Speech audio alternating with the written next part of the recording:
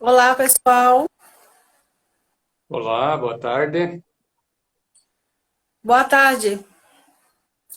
Estamos em mais um Diálogos Terapêuticos com o tema Relacionamento Saudável a dois. E eu sou Karina Albuquerque, co-idealizadora da Harmony Terapia. Sou Wilson Roberto Henning, também sou companheiro da Karina e também estamos aí trabalhando junto na harmonioterapia. Gente, é um grande prazer estar aqui com vocês. E o tema dessa vez, desse diálogos, é exatamente trazer um pouco da questão dos relacionamentos, principalmente no caso do casal. Muitas pessoas já nos procuraram, em particular e também na clínica, falando dos seus relacionamentos, como poderia melhorar, ou mesmo entender melhor. Então, a gente quis trazer esse tema para cá a partir da nossa vivência. Então, aqui o tempo todo a gente vai trazer cases, técnicas que nós, enquanto casal, estamos fazendo aí há mais de 6 anos. Então, atualmente nós temos quase 7 anos de relacionamento e de lá para cá o Henrique vai contar também, eu também, muitas histórias aconteceram, situações no sentido de entendimento, de esclarecimento. Então, a gente vai trazer um pouco o nosso universo de casal, mas para desmistificar algumas questões que envolvem o relacionamento a dois e principalmente ajudar a todos, né, que nos acessam na live ou na clínica, o quanto é importante o casal estar cada vez mais em sintonia, sinérgicos, para que o relacionamento de fato consiga crescer. Porque todo relacionamento, quando surge, é para poder ter sucesso, né? Ninguém entra numa relação para fracassar. Então, nesse caso, a gente está trazendo aqui algumas questões. Então, a gente vai ter um recorte dentro dessa temática, a gente vai trazer algumas considerações, tá? Então, acho que é interessante a gente começar, né, Hennig, um questionamento básico, né? Que é o seguinte, né? Por que existem relações falidas, né? Por que que algumas relações acabam fracassando? Né? Quais são essas causas, né? Então, a gente teria como olhar para essas duas questões de diversas maneiras, né? Algumas pessoas vão dizer que tem a ver com o nível de individualismo, outras pessoas vão dizer que tem a ver com a questão da mesologia familiar.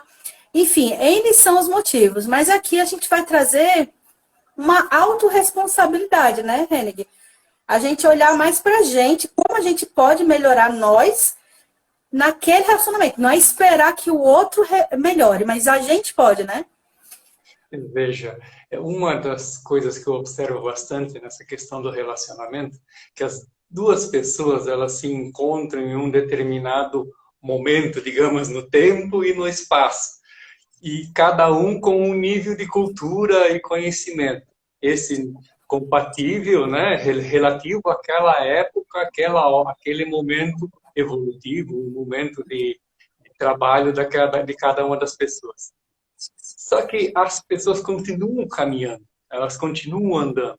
E aí, dependendo o como um investe, o quanto o outro investe, ou no que um vai investir e o que no outro vai investir, essa semelhança que atraiu os dois e que uniu os dois naquele momento, tempo e espaço lá no passado, e junto com o processo emocional e intelectual da pessoa, aquela condição emocional e intelectual daquela pessoa muda, fica diferente, vai se diferenciando ao longo do tempo.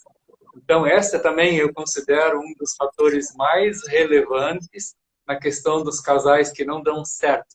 É que eles deram certo.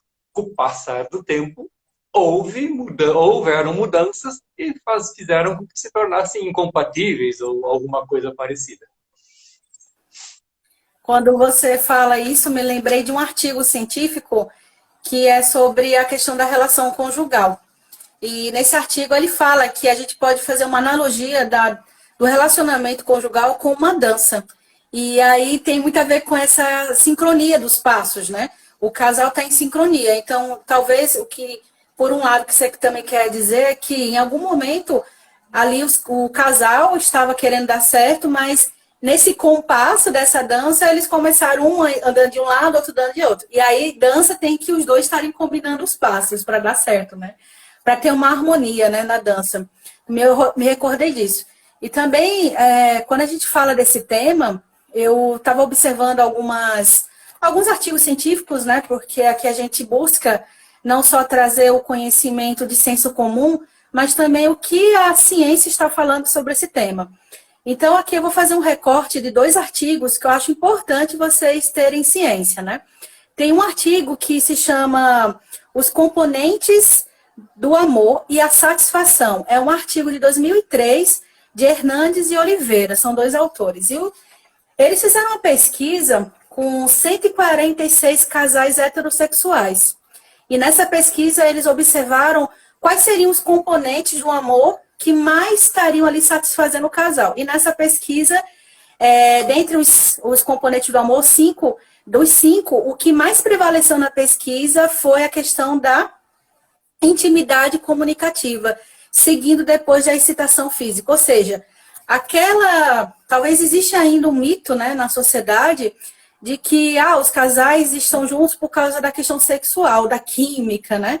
E pelo esse artigo de 2003, obviamente, muitas coisas podem ter mudado de lá para cá, mas isso ali é para a gente poder ter uma orientação de que qualquer casamento, relacionamento conjugal, seja qual for, né, o que você esteja tendo com essa pessoa amada, não é só o sexo que vai realmente fazer com que haja uma satisfação conjugal, mas existem outros componentes, e um deles é a intimidade comunicativa, que seria a questão da compreensão, da própria comunicabilidade, a questão da confiança. Então, isso tudo tem a ver com a intimidade comunicativa. Então, eu achei espetacular esse experimento. Acho que vale a pena quem quer, né, se aprofundar nessa temática de relacionamentos. Avaliar como está o seu nível de comunicação, o seu nível de intimidade comunicativa. Você tende a ter um nível de diálogo com seu parceiro? Ou vocês vão acontecendo as coisas e depois vão avaliando, vão se afinizando, né? E lembrando que relacionamento é uma questão que eu venho pensando há algum tempo, eu não sei se o Reni concorda, mas a gente tá junto aí, né, esses anos todos, é assim. Eu acho que relacionamento se faz com os dois querendo. Não existe relacionamento nenhum, nem mesmo qualquer outro tipo de amizade, coleguismo, que não haja, de fato, a questão dos dois quererem. Então, os dois têm que querer para ter um relacionamento bom. E eu acho que esse mutualismo no relacionamento conjugal é muito importante. E não estou falando aqui pensar igual. Os parceiros, eles têm as individualidades deles e é muito importante a gente poder respeitar isso. Mas é também interessante a gente poder fazer essa troca. Sem troca, não há relacionamento saudável. Há qualquer coisa, menos relacionamento saudável, né? E aí, você também concorda com isso, Henning? Sim, inteiramente. A gente vê isso, que a questão sexual, a questão do relacionamento, é um conjunto de fatores que faz com que o relacionamento dê certo. O sexo, sem dúvida, é extremamente importante, né, na afetividade, né?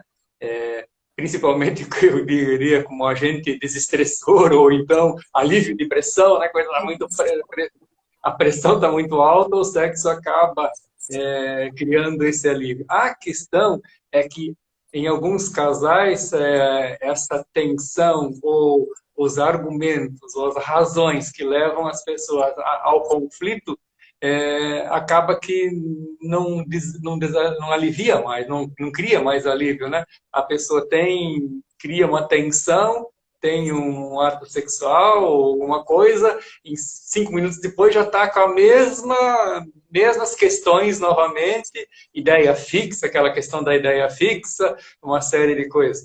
E fora as divergências, as diferenças que acontecem, né? A própria questão da sedução, a própria questão de como que se conversa, como é a conversa desse casal, como que é o nível de sedução. Não é porque casou que não precisa mais ter sedução. A sedução sexual, a sedução afetiva, a sedução romântica, o namoro, esse processo, tudo, isso aí hoje é indispensável. Os nossos avós não era bem assim, né? Eles casavam, acabou. Casou, acabou. Não precisa mais. Acabou, agora é fazer filho, e se não tiver bom, eu vou dar os meus pulinhos lá fora, vou para fora, vou embora, vou procurar minha satisfação em outro lugar, mas o casamento está definido e é para sempre. Hoje a coisa não é bem assim. Hoje, essa necessidade de aproximação, essa necessidade do namoro, essa necessidade dessa construção desse relacionamento tem que ser diária e contínua. Porque senão não vai dar certo. Uma hora alguém cansa e vai embora. É isso mesmo. E aí também, o segundo artigo ainda nessa linha, né, da ciência, que eu consegui assim, achar que tem muito a ver com o recorte aqui da nossa live, é um artigo que se chama O Apego Desenvolvido na Infância e o Relacionamento Conjugal e Parental, uma revisão de literatura. É um artigo de 2019, feito por dois autores, Becker e Crepaldi. Esse artigo é espetacular, porque tem muito a ver com a questão dos apegos. Os apegos que nós temos na infância e como isso pode refletir em um relacionamento conjugal. Então, aqui eu não vou detalhar, né, a questão dos apegos, mas ele basicamente fala de dois apegos, o ansioso e o inseguro, ou o evitável, né? E é exatamente esses apegos que a gente, às vezes, tem ou não tem na infância, e isso vai refletindo em um adulto que não confia muito no seu parceiro, ou que faz do parceiro uma relação possessiva, de insegurança. Então, quer dizer, isso também pode vir a destruir o relacionamento.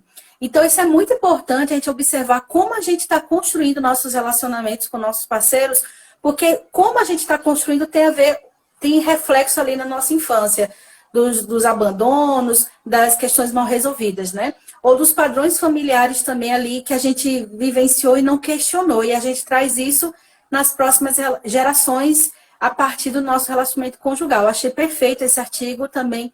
Eu acho que vale a gente aqui indicar. E assim, dentro do recorte aqui que a gente vai trazer, já entrando mais assim especificamente em algumas técnicas, vejam só, a gente aqui poderia falar de relacionamento conjugal de N maneiras, só que a gente aqui está buscando um recorte a partir de vivências nossas, né? Então, a gente vai trazer aqui duas técnicas principais que a gente vem desenvolvendo dentro do nosso relacionamento. Uma delas eu vou falar, né, principalmente, e a outra eu vou deixar para o Henrique falar, porque ele é o analista corporal aqui da Harmoniterapia. A primeira técnica, essa foi que a gente iniciou o nosso relacionamento e já começou a aplicar. É uma técnica que se chama técnica da dupla evolutiva. É uma técnica de uma neurociência chamada Conscienciologia.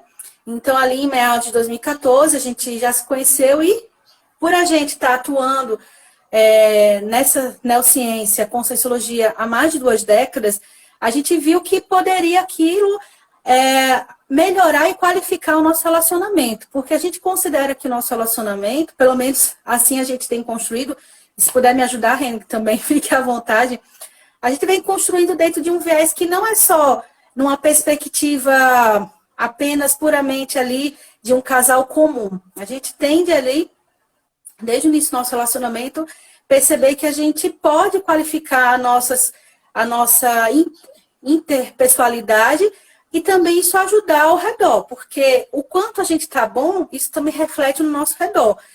Também o quanto a gente está mal, também isso vai refletir. Então, quer dizer, a gente tende com essa técnica dupla evolutiva potencializar as nossas qualidades, os nossos potenciais. E essa técnica foi desenvolvida aqui pelo professor Valdo Vieira, né? Ele tem esse livro aqui, né? Manual da Dupla Evolutiva. Então, esse livro aqui vocês podem baixar gratuitamente no site da Editares. Ele tem uma versão PDF, esse livro aqui. E o que acontece? Essa técnica é basicamente o casal, ele pensar grande. Eu coloco dessa maneira, né? Então, o casal ali, ele vai ter várias potencialidades e eles vão estar numa relação para evoluir. E isso é interessante de observar porque eu mesma conheço diversos casais que estão numa relação que praticamente, se não parou, retrocedeu. Ou seja, o casal não consegue ir para frente. E relacionamento, para dar certo, tem que se movimentar. E essa técnica é uma técnica para o casal se movimentar para frente, evoluir. é uma técnica que a gente chama de intercooperação a dois, ou seja, os dois vão cooperar nesse mutualismo saudável. E aí, tem várias maneiras de a gente poder praticar a dupla evolutiva. Você quer falar alguma delas, amor? Bom, a principal questão que eu acho nessa questão dessa técnica é a questão do objetivo comum, né, para o casal, né? É ter um objetivo comum. Os dois terem uma ideia, um modo de funcionar, uma ideologia que seja muito semelhante, para que os dois estejam caminhando na mesma direção. Mas isso não quer dizer que os dois têm de ter exatamente o mesmo objetivo. O principal objetivo deles normalmente é comum. Tem a mesma característica, né? É o mesmo objetivo, pode dizer. Mas cada um tem que ter seus objetivos individuais por causa da própria singularidade da pessoa. Dentro daquele objetivo macro existem as singularidades de cada pessoa que devem ser respeitadas, porque senão seria determinismo ou seria suprimir a vontade de um em detrimento da vontade do outro. Isso não é nada saudável, porque isso também vai acabar lá na frente, vai estourar e a pessoa vai dar muito problema. Então, é muito importante que os dois tenham os seus objetivos secundários, né? Os objetivos complementares para chegar a um objetivo maior, respeitando, como eu disse, a singularidade, a individualidade de cada pessoa. E aí, complementando o Hennig, nessa abordagem dupla evolutiva, vou dar um viés para a gente poder entender como a gente pratica, né? E como isso vocês vão poder perceber que é diferente de um casamento enfim, de uma relação comum, né? A técnica dupla evolutiva, a gente pensa sempre na questão dos nossos pensamentos, dos nossos sentimentos e das nossas energias. Basicamente, o casal ele sempre está pensando nesses três elementos de uma maneira indissociável. Na prática tudo que eu penso dentro do relacionamento junto com ele, isso pode refletir na gente. Então, essa é uma questão básica que eu vou colocar aqui um case, né? Principalmente no nosso início do relacionamento, o Hennig, a gente já morava junto, a gente já iniciou o relacionamento e foi morar junto. Só que ele morava em outra cidade e finais de semana ia para casa. Então, a gente ficava muito tempo distante. Então, muitas vezes eu tinha pensamentos de saudade, só que indo para um viés bem mais, assim, digamos, negativo, de ficar o tempo todo com ideias fixas, com saudade, aquele exagero emocional. E isso refletia no Hennig. Quantas vezes, né, amor, você, conversando comigo, ele perguntava se eu estava bem, porque ele estava sentindo alguma coisa que não estava, né, dando uma liga ali na questão do dia a dia dele. Então, quer dizer, quando o casal está aplicando a técnica da dupla evolutiva, é inevitável que tudo que eu penso vai causar um efeito no relacionamento. Então, aos poucos, a gente foi fazendo o quê? Tentando suavizar isso. Então, no início foi bem intenso esse nível, né, de exagero emocional. Atualmente, ao longo, né, do relacionamento, houve mudanças, né? Então, essas mudanças, tanto emocionais quanto intelectuais, e ainda mais enquanto realmente relacionamento, foi melhorando. E hoje o nível de pensanidade, nesse tipo que eu estou falando, foi se sutilizando. E isso vai ajudando no quê? Na prática. A pessoa do lado de lá vai se sentir melhor, sem aquela questão do aperto emocional, a questão de sentir preso ao outro. Então, isso vai o quê? Melhorando o relacionamento. Então, basicamente, isso é uma questão bem peculiar dentro da dupla evolutiva. Uma outra questão da dupla evolutiva que acho que é importante a gente poder enfatizar é que tanto eu quanto o Hennig, a gente não necessita de um contrato, digamos assim, de que a gente está juntos, né? Então, por exemplo, é uma coisa assim, isso é de cada casal, mas isso para a gente faz um sentido. Então, a gente não precisa ir para um cartório, digamos assim, celebrar um casamento religioso. A gente respeita quem faz isso, mas a gente não precisa.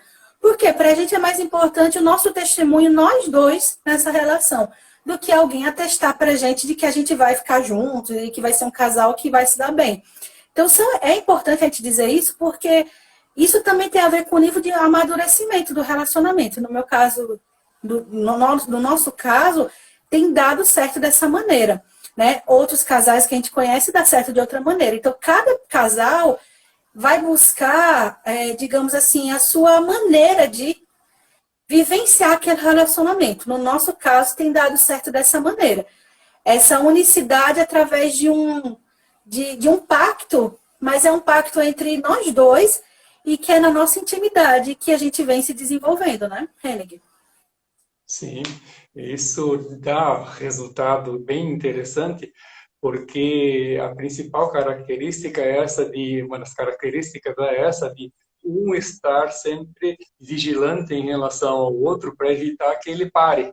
E lembra lá no início que eu falei que às vezes o casal se encontra em um determinado momento evolutivo, vamos chamar assim, de cada um, e essa condição que a pessoa está vivendo naquele momento faz com que os dois se atraiam. Só que se um continuar trabalhando, continuar pesquisando, continuar buscando a sua melhoria íntima, e o outro ficar parado, isso vai gerar um gap. Vai gerar um gap. Outra coisa que acontece, que a gente vê bastante nos casais, é um se dedica só à questão financeira, né? Juntar dinheiro, trabalhar, tudo bem, estuda, faz faculdade, mestrados e não sei o que, voltados, mas só para a questão mais de trabalho. E o outro membro do casal se dedica, vai mais para a questão, vamos chamar assim, da espiritualidade, o que acaba causando um distanciamento, né? Então, essa questão da dupla evolutiva é muito interessante porque os dois estão olhando o tempo todo, um para o outro, vendo o desenvolvimento desse, incentivando o desenvolvimento do outro, para que se mantenha essa unicidade e esse alinhamento, para que não um deles vá para um lado e o outro vá para uma direção oposta, né?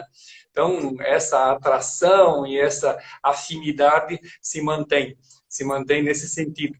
Porque o primeiro fator que atrai uma pessoa, normalmente, é a aparência física, a questão física. Essa é o start, digamos, é o start. Mas depois disso vem outras coisas, que são tão importantes, ou talvez até mais importantes do que o processo da questão física, da beleza estética. É a questão de estar junto, conviver, ter um bom relacionamento, poder ter uma conversa saudável com seu companheiro, poder trocar informações. Para isso, é necessário muito mais do que só atração física. Atração física não ajuda muito nisso, não, na questão da manutenção do casamento. É importante, claro que continua sendo importante, mas não é o determinante. É verdade. Me lembrei agora, né, até para trazer alguns cases reais para vocês verem que a gente tem desenvolvido a técnica e altos e baixos, gente. A gente aqui não está. Aqui o recorde de hoje a gente está bem, mas a gente tem altos e baixos, é normal isso no relacionamento. Agora, talvez o que também possa ajudar a gente, né, aqui no modo geral, quem está assistindo essa live, quem irá assistir posteriormente, é que vamos supor assim que o relacionamento seja altos e baixos, né? A questão talvez importante é o casal não ficar tão lá embaixo por muito tempo. Saber ter assim um momento de realmente superar. Eu acho que essa técnica da dupla e a outra que a gente vai falar daqui a pouco, elas ajudam muito. Então o casal não fica dias chateados, semanas. Eu conheço casais que ficam meses chateados um com o outro. Então no nosso caso aqui, no dia a dia, a gente às vezes passa horas chateado.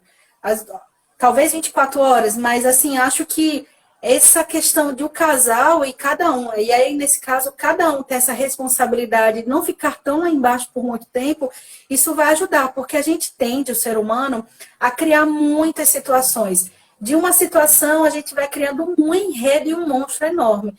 Então, essas técnicas, dentre outras também, que a gente não vai falar aqui hoje, mas ajudam a gente a superar esse gap, né?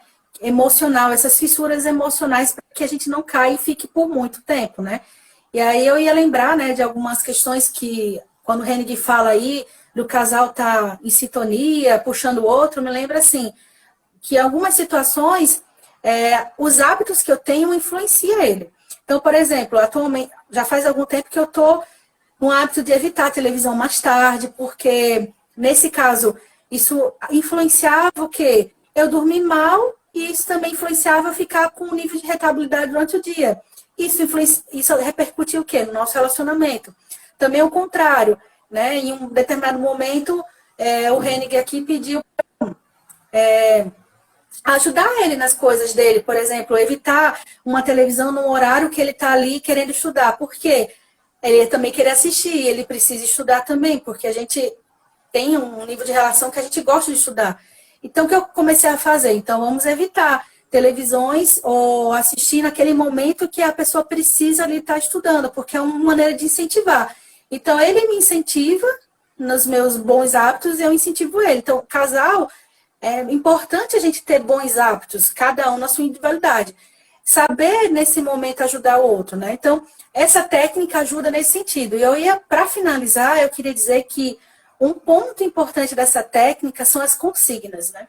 Existe o código duplista de cosmoética. É um código que o casal cria para poder ali alavancar o relacionamento. São algumas consignas, regras, digamos assim, que é para o bem viver, digamos, é como se fosse um trato. E normalmente essas consignas, ou seja, essas regras têm a ver com algum nível ali de desconforto que o casal possa ter. É exatamente para lembrar, porque a gente só lembra daquilo que a gente esquece, né? A gente não vai colocar ali uma regra que a gente é normal, a gente lembra todo dia. Então, nós temos o nosso código duplista de cosmoética. E esse código pode ir tendo outras versões ao longo do relacionamento. Serve para quê? Para o casal ficar mais sintonizado, observar, olha, o momento ali, olha, aquela regra, vamos ali tomar mais assim atenção, porque isso pode fragilizar o relacionamento. É bem legal, porque os casais podem ter esse pacto, né? Eu lembro de amigos meus que têm pacto de evitar chamar a atenção do outro em público, porque acabava sendo natural, às vezes no dia a dia, falar as coisas que pensa para o outro. É um exemplo de um pacto do casal, ou seja, levar para a intimidade as críticas, evitar em público, ou mesmo a questão, né, de uma afetividade. Tem casais que o nível de compromisso diário é tão grande que não tem momentos de afetividade e sexualidade. Para esses casais é necessário, às vezes, criar uma regra, ó, 2 vezes na semana, quarta, sábado, a gente vai ter o nosso momento para a gente. A gente vai sair, a gente vai namorar, a gente vai ter o nosso momento de sexualidade. Isso também é um pacto. Então, tem casais que precisam colocar regras sobre isso. Tem casais que não, porque já é uma questão que a pessoa já ali tem bem, digamos, realizada no dia a dia. Então, vale bem a pena também a questão das consignas. E aí, eu acho que a gente pode partir para a segunda técnica. Podemos sim. Opa, quase me derrubei aqui. Então, a questão aqui é que nós temos que analisar o seguinte. Sempre a gente ouviu falar desde criança, né? Que a gente nasce e não tem um manual, né? O ser humano precisava de um manual de funcionamento. Como é que funciona o ser humano? Ninguém sabe, ninguém entende como é que o outro ser humano funciona. Na realidade, esse manual de funcionamento, de certa maneira, pode-se dizer que existe sim. E isso são pesquisas que já estão sendo feitas há muito tempo, e começaram lá com Freud, e depois uma série de outras pessoas levaram adiante essas pesquisas, porque elas fugiram um pouco dos objetivos, do direcionamento que o Freud tinha na questão da psicanálise, né? Mas então esses conhecimentos continuaram crescendo e continuaram sendo aperfeiçoados bastante, né? E aí isso se trata dos traços de personalidade. Então, para que a gente entenda isso, esses traços de personalidade, eles normalmente são formados, né? Existem algumas divergências aí, mas esses traços, eles são formados, a pessoa absorve ou assume esses traços de personalidade desde a gestação, né, da barriga da mãe, até 5 anos de idade. E alguns dizem que vai mais tempo, vai até os 12. Na verdade, a gente passa a vida inteira, de certa forma, transformando se transformando e se mudando. Uma coisa muito importante para ser dita: não é porque eu assumi um traço de personalidade ou eu consigo fazer uma leitura de um traço de personalidade em mim, que isso seja determinante. Quer dizer, o meu destino está determinado porque eu tenho uma característica que remete a um determinado traço de personalidade. Isso eu não considero aceitável, porque a gente olha da seguinte maneira: tá, minha característica física me remete a um determinado traço de personalidade. Muito bem, para mim, isso indica o quê? Que eu vou ter mais facilidade dentro daquelas características daquele traço, mas isso não inviabiliza que eu desenvolva habilidades que não são tão compatíveis, ou que aquele traço de personalidade que eu tenho crie mais dificuldade, ou seja mais difícil para aquela característica. Então, os traços de personalidades, eles indicam potenciais facilidades e potenciais dificuldades que a pessoa vai ter. Isso não quer dizer que seja um potencial, não é uma coisa definida, é uma tendência forte de que isso aconteça, mas não é definitivo. Então, no relacionamento, se a pessoa tiver adquirir um pouco do conhecimento dessa questão dos traços de personalidade, facilita muito o relacionamento. Tanto o relacionamento de casal, quanto o relacionamento social, no trabalho, com os amigos. Tudo isso facilita bastante o entendimento de como a outra pessoa está funcionando. E quando nós temos um grupo de pessoas que entendem os traços de personalidade um do outro, fica muito mais fácil a gente conviver.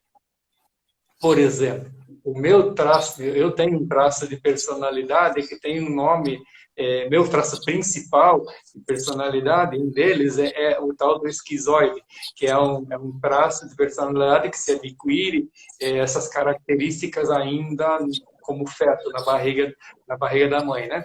E ele tem como principal característica de funcionamento a parte racionalidade, pouca emotividade, nenhuma praticamente dependência emocional, não depende emocionalmente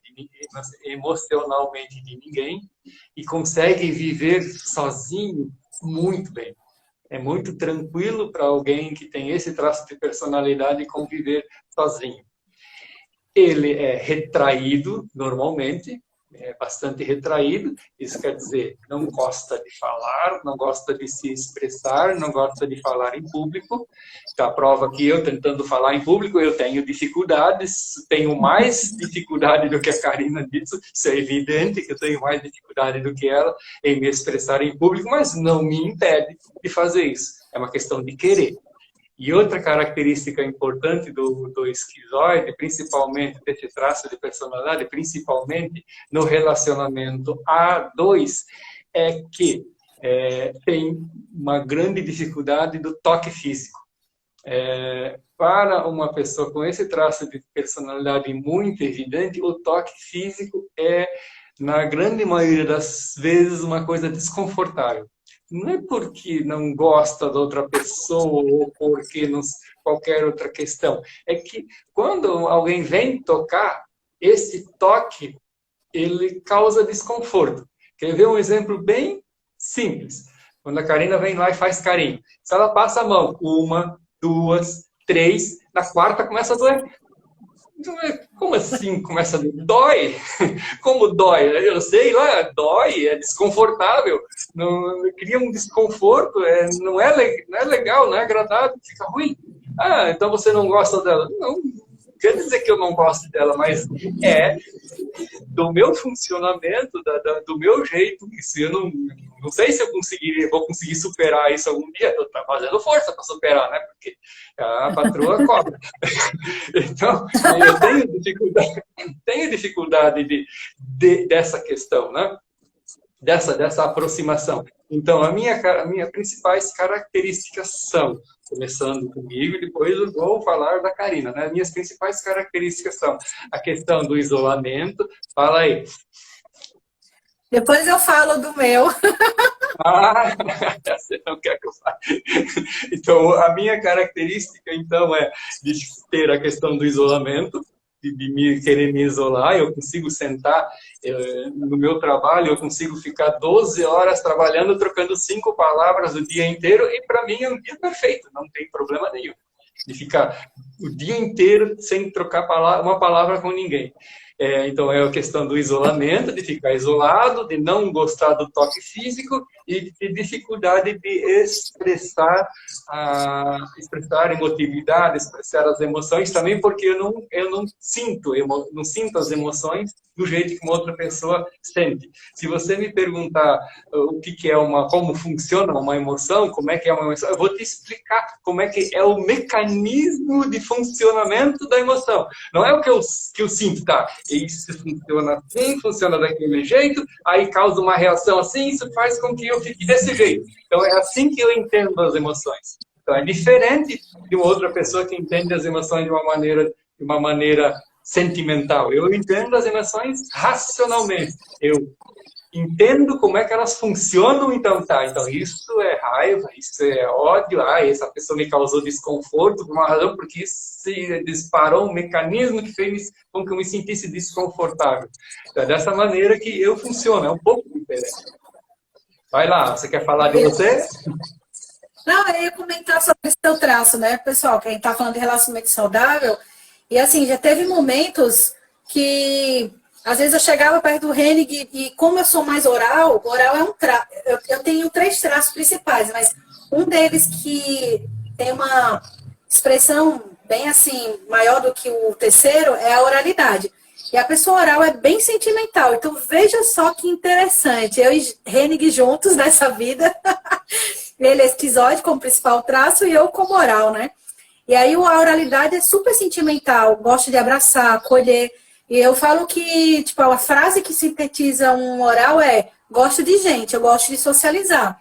Onde tem gente, eu tô lá. O Henning, ao contrário, ele não precisa estar perto de pessoas para poder se energizar. Eu já é o contrário. Tanto é que na neurociência, que é outro viés que a gente estuda, e a gente não vai trazer aqui, porque seria outro assunto, mas só para vocês saberem. O traço aqui seria: ele é introvertido e eu sou extrovertida. Pessoas extrovertidas têm circuitos cerebrais que precisam o quê?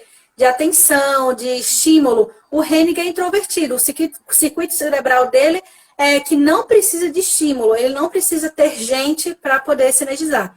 Então, isso é bem legal, porque já teve momentos em que, às vezes, ele estava trabalhando e eu, como oral, ia lá, abraçava ele sem hora, né, marcada. E aí ficava aquela coisa estranha. No início eu não entendia. Muitas vezes já tivemos diálogos, né, conversas DRs, né, como se fala, do tipo: mas como assim? Por que você não quer isso? E ao longo do relacionamento, a técnica dupla evolutiva ajudou, porque a gente tem objetivos em comum, nós temos uma série de componentes ali que nos satisfazem. Só que hoje, com a análise corporal, desde o ano passado, que a gente começou de fato a estudar, principalmente o Henning, ele me ajudou a entender melhor o funcionamento dele. E hoje, quando eu vejo o esquizoide, vejo que ele tem esse potencial, ajuda no quê? Por exemplo, como é que atualmente eu estou fazendo para poder a gente ter melhor ainda um relacionamento? Ele está trabalhando. Eu chego perto dele e falo: ô, amor, posso te dar um beijo? Aí ele para o que ele está fazendo por algum minuto, vou lá dar um beijo. Então, assim, ele não é pego de surpresa, porque ele, como oral, não precisa disso. Mas eu, como oral, preciso. Eu gosto dessa afetividade. Eu sou mais expressiva. Outra questão que pode ajudar o relacionamento de um esquizoide com o oral, no meu caso aqui, que a gente é oposto, né, nesses traços, a pessoa esquizoide, ela não demonstra sentimentos, como ele falou. Então, eu nunca vou esperar do Henning atos de romantismo. O oral já não. O oral, ele por si, ele é romântico. Então, o oral, ele expressa, ele é capaz de criar cartões, mandar coisas. Então, isso é legal no relacionamento, porque aí você não faz uma cobrança do outro. Olha, eu quero isso. Muito embora, como ele mesmo falou, é uma coisa também que ele pode o esquizoide oral pode, por exemplo, no meu caso de oralidade, eu posso diminuir o meu nível de, digamos assim, sentimentalidade, digamos assim. E isso eu estou trabalhando. Como ele também, ele pode o quê? Como esquizoide, melhorar o nível de atenção aos sentimentos. Mas isso dentro de um amadurecimento que a pessoa busque sem ter uma cobrança, né? Então, o que é legal hoje, né? Que aí ele pode me atestar, né? Mas a gente vem conversando sobre isso. O outro tá atento a isso, ó. Tô precisando mais da sua atenção hoje, esquizoide. Aí o esquizoide, tá bom, vou ter um tempo para você. Ou, olha, não me cobra muito hoje, porque estou precisando de um tempo só para mim. Ele faz isso comigo, então aí eu dou um tempo para ele. Então é legal esse diálogo no relacionamento quando os dois se conhecem. Ele conhece que eu sou muito oral e eu conheço que ele é muito esquizoide. É bem interessante, a Karina se protegeu aí, ela não falou as características principais. Ah, não! Ela Pode falar, falou... pode falar, pode então, falar. então vamos falar. Pode falar. Então, eu falei das características do esquizoide, né, que é introversão, isolamento e dificuldade de toque, não expressão de não expressar os sentimentos também, né? E extremamente racional, tenta resolver tudo pela razão, né? Se está diante de um problema, olha qual é o problema, tá bom, o problema é esse, tá aí, vamos buscar alternativas, vamos seguir em frente, vamos achar alternativas. É diferente que quando eu vejo uma oral com problemas. A gente chega numa oral com problemas e está com a dificuldade. E daí? O que vai fazer? Não sei. O que tu está sentindo? Eu não sei. Tá, o que está acontecendo? Eu não sei. Para uma pessoa racional intelectual, a racionalidade é muito forte. O que eu vou fazer? A pessoa não sabe para onde quer ir. Como é que eu vou ajudar ela a se movimentar se ela não sabe para onde ela quer ir? Outra característica, assim, que para um esquizoide, para uma pessoa da característica esquizoide, entender é que a pessoa com a característica da oralidade é chorona. E o choro faz parte do processo de desabafo e de descompressão dessa emoção que vai acumulando e vai criando essa pressão. O choro é uma forma de desabafo, é uma forma de se manifestar. Isso era extremamente complexo para mim, era muito interessante. Até tem uma brincadeira hoje que estava fazendo, a gente estava lá conversando, a Karina chorava, assim, puxa, para de vazar água por esses olhos que eu quero te beijar. Para com isso. Para mim não tinha lógica nenhuma. Hoje eu tenho o entendimento de que aquilo era uma condição que precisava e fazia parte do processo. Eu ficava olhando para aquilo, mas como assim? A pessoa está chorando, por que está chorando? O que está acontecendo? Não dá certo isso, não vai sair daí. Chorar não leva ninguém a nada. Dentro do meu entendimento, dentro da minha concepção, do meu jeito de funcionar, chorar realmente não leva a nada. Mas dentro da forma de funcionar de uma pessoa com a característica da oralidade, o chorar leva a algum lugar, sim. A pessoa chora, desabafa, se refaz, não, agora eu estou bem, agora estou bem e vou embora, vamos em frente. Então, essas formas que as pessoas têm de funcionar é extremamente complexo. E entender isso facilita muito o relacionamento. Oral é uma pessoa que gosta de toque. Isso quer dizer o quê? Se a Karina não for tocada no ombro, nas bochechas, ou sei lá onde que tu quiser apertar, é toda fofinha, ela apertar as bochechas dela, é toda fofinha. Se você não fizer isso, ela é fofinha porque ela gosta de ser apertada, ela gosta de chamar essa atenção. O oral ele é fofinho porque é fofinho, é para abraçar mesmo. É para abraçar, é para pegar. É para isso que ele é assim fofinho, na maioria das vezes. Redondinho, não tem cantos. Eu sou cheio de cantos, cheio de pontas. Dá até medo de chegar perto, capaz de furar.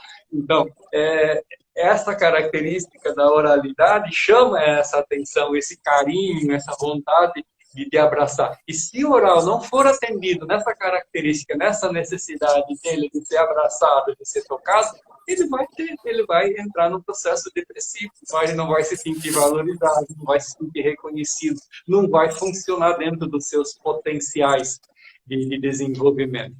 que o oral ele é o comunicativo, então é uma pessoa que se comunica muito. Mas quando ele tá no processo de dor dele, no processo de sofrimento, é muito complexo. Ele se sente rejeitado, se sente excluído, se sente pior pessoa do mundo. E quando o oral está se sentindo mal, se sente mal de verdade. É uma verdadeira montanha russa. Está muito bem ou está muito mal, mas muito mal mesmo. Vai lá no fundo do poço.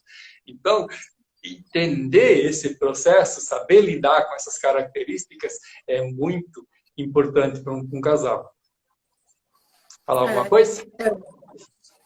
Eu ia só confirmar, né, que no dia a dia a gente tem hoje digamos assim, um pacto, digamos, mas foi a partir da análise corporal que o Hennig, como analista da Harmony, está fazendo. Então, a gente está praticando na gente, né, até para a gente ver que dá certo e a gente pode ajudar outros casais e pessoas no modo geral.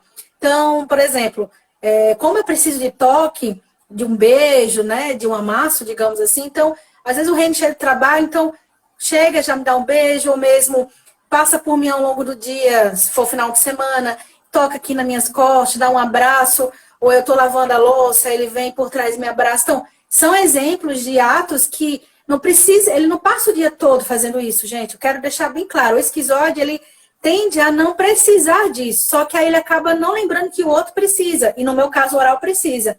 Mas basta ele lembrar no dia dessa minha necessidade, quando ele faz, muda tudo. Então, é importante dizer isso, que os relacionamentos de pessoas com traços muito diferentes, que é esse caso aqui, podem saber conviver. Aquela frase, né, um dito popular antigo, que é os opostos se atraem ou os opostos distraem, né, tem as duas formas, né, de falar. Nesse caso, o que eu posso dizer é, qualquer pessoa pode saber conviver. Olha, dos traços, o Hennig vai falar outros traços aí, tem vários traços bem interessantes que podem saber conviver. É só você entender como esse traço funciona, o que você não deve fazer com esse traço, ou deve evitar, e isso vai fazer funcionar o seu relacionamento, que é o que tem acontecido comigo com ele. A análise corporal tem nos ajudado, digamos assim, no nosso momento de amadurecimento do relacionamento, aí no quase 7º ano de relacionamento, eu posso dizer para vocês, alavancou algumas coisas, alguns entendimentos que eu não tinha do modo de funcionar do Hennig e vice-versa, nos ajudaram a entender. Então, tem dias que eu falo, olha, o oral tá pegando aqui, ou ele mesmo percebe que eu preciso de uma atenção, ou o contrário, agora é o momento do Hennig ficar sozinho, ele precisa estar só, não precisa ficar ali cutucando ele. E eu fazia muito isso por não saber entender o esquizoide. Eu ficava cutucando, ficava ali fazendo. Isso ainda acontece, quero deixar claro. Volta e meia a gente cai, né, nas armadilhas. Mas é bem interessante quando a gente se atenta, né, à consciência. E aí a gente quer recuperar e quer melhorar. Então, é possível ter uma qualidade no relacionamento a partir da análise corporal. Veja, isso aí, tudo acontece em função de uma coisa muito simples, né? O que é bom para mim, eu considero que é bom para o outro. Sempre não pode se dizer, mas a grande maioria das pessoas funcionam dentro desse mecanismo, desse viés. Isso aqui faz bem para mim. Se eu me sinto bem desse jeito, o outro tem que se sentir bem também. Então, quando eu estou mal, eu preciso me isolar para organizar as minhas ideias e me energizar, recuperar minhas energias, me centrar de novo, achar meu centro de equilíbrio, e aí eu fico bem. Aí quando eu olhava para a Karina e ela estava mal, eu disse, não, fica quieta, procura ficar um pouco quieta, faça uma reflexão, e tenta se reequilibrar, mas para ela isso desequilibra. Então acabava piorando a situação. E ao contrário também, para ela se sentir bem, ela tem que estar com gente, tem que conversar, tem que abraçar, tem que fazer. Então, quando ela me via mal, o que ela fazia? Não, para mim faz bem ter abraço. Então, eu vou lá abraçar ele. Só que era o momento que eu queria ficar sozinho, para que eu me recuperasse. E o abraço, e o carinho, com toda boa intenção naquele momento, me deixava pior ainda, me atrapalhava, porque eu não conseguia entrar dentro da minha cabeça, não conseguia olhar para os meus pensamentos, não conseguia olhar como eu estava funcionando e onde é que estava o problema para que eu resolvesse o problema. Porque tinha alguém ali me abraçando e me beijando o tempo todo. Era uma coisa bem estranha. Mas é bem por aí. Então, um atrapalhava o outro dessa forma. Por isso que a gente tem que sempre reenfatizar isso. O que é bom para mim, não necessariamente é o bom para outra pessoa. Diga. Eu queria falar uma coisa, antes de você partir para os outros traços, né? É que tem uma questão que isso não aconteceu com a gente, mas nas nossas análises corporais na Harmony, a gente tem feito com alguns clientes e eles têm relatado. Tem gente que relata para a gente que passou anos tentando ser uma outra pessoa, ou seja, sair do esquizoide para ser um oral e se sentia mal, era como se estivesse fazendo algo assim que corrompia a alma, digamos assim. E aí hoje com a análise corporal a pessoa aliviou, ela falou, cara, eu posso ser o mesmo, eu posso ser meu esquizoide, eu posso ser o meu oral, eu posso ser o meu psicopata, seja que traço for, eu não preciso mais mudar, porque eu posso utilizar os potenciais desses traços. Então isso que é legal, tem muitos relacionamentos que o outro acha que está errado ser aquele traço, porque nem sabe, né? Tem que fazer uma reeducação, né? Na verdade. E aí a pessoa tenta mudar, passa a vida toda sendo uma outra pessoa, mas na verdade é um ator, está sofrendo, aí passa a vida toda, às vezes até destrói o relacionamento, e a pessoa nem sabe que na verdade bastava ela entender como ela funcionava e ajudar o outro parceiro a também entender isso. Então isso é bacana também da análise corporal que a gente faz, porque ajuda as pessoas a entenderem que elas podem ser o que elas quiserem ser. Basta elas entenderem os potenciais delas. Você pode levantar alguns traços que todo mundo quer mudar quando olha para o outro. O caso do esquizoide, o meu caso, é a questão do isolamento social. Eu preciso de isolamento social em determinados momentos para me reorganizar. E quando as outras pessoas olham para uma pessoa com esse traço de personalidade, a primeira coisa que eles vão tentar consertar na pessoa é: não pode se isolar, você tem que ser mais sociável, você tem que estar mais junto com as pessoas, você tem que se relacionar melhor. Então, as pessoas com essa característica, eles acabam fazendo isso. Se tu olha por oral, o que as pessoas falam? Vocês não podem chorar tanto, por que você é tão chorona? Não é possível que você fique chorando o tempo todo. Isso não é saudável, você está com algum problema, não te levar para o psicólogo, por que você chora com tanta facilidade? Mas é o traço dela, então todo mundo quer consertar o oral, tirar o choro dele, querer tirar o choro dele. Se tu olhar pro rígido, né, que é um outro traço de personalidade, o rígido, ele que tem o perfeccionismo, ele quer parecer perfeito, ele quer fazer tudo perfeitinho, ele quer deixar tudo nos mínimos detalhes. Aí a pessoa, não, você está doente, você está maluco, você está querendo tirar esse traço de... Querem tirar essa característica dele de perfeccionismo, porque isso é doença.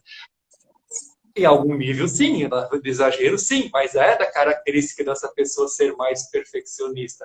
E se você olha para outro traço de caráter, que é o masoquista, ele é aquele que a gente pode dizer que é o túmulo, né? Aquele que guarda os segredos e carrega o mundo, o problema do mundo nas costas. Aí você olha para essa pessoa com essa característica e diz, não, você tem que parar de carregar o problema dos outros. Você não pode ficar carregando o problema dos outros. Mas é da personalidade dele carregar os problemas. Quando é exagerado, é patológico também, mas é da característica dele carregar isso. E se tu olhar para o outro traço, que é o do psicopata, que não é aquele psicopata assassino doente, né? O traço de personalidade psicopata, que lá o Freud deu esse nome e depois associaram a questão lá do assassino, que aí fica meio complicado chamar as pessoas de psicopata, que ela já fica brava.